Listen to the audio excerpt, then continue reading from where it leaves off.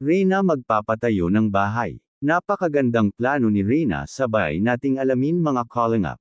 Isang magandang araw muli mga calling up, maraming salamat sa walang sawang suporta sa aking channel, lalo na sa mga hindi nag-skip ng ads.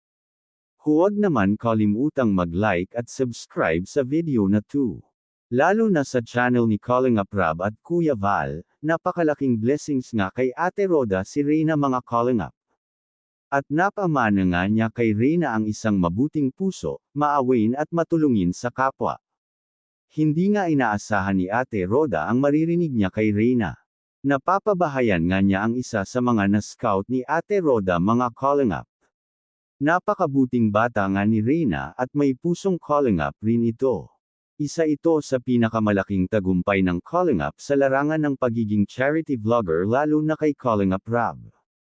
Bihira lang na maging ganito si Reyna at may isip ang ganitong sitwasyon ng matanda. Napayakap pa nga ang dalaga sa matanda mga calling up dahil sa sobrang naawa nga ito.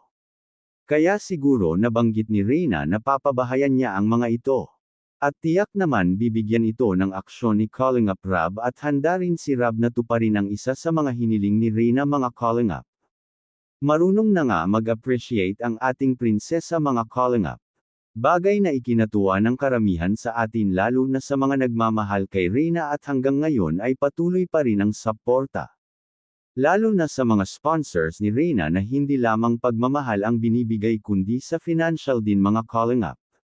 Marami pang ang plano si Ate Roda para kay Reyna at hinahanda na nga niya si Reyna bilang isang independente sa kanyang sarili, dahil dagdag nito ay hindi naman siya makakasama ni Reyna habang buhay mga calling up. At isa din ito na tumatak sa isipan ng mga manunood mga calling up na baka nga at may hangganan ang pag-aaruga ni Ate Roda kay Reyna. Lalo na ngayong magaling na nga si Reyna mga calling up, at marunong na nga sa mga bagay-bagay.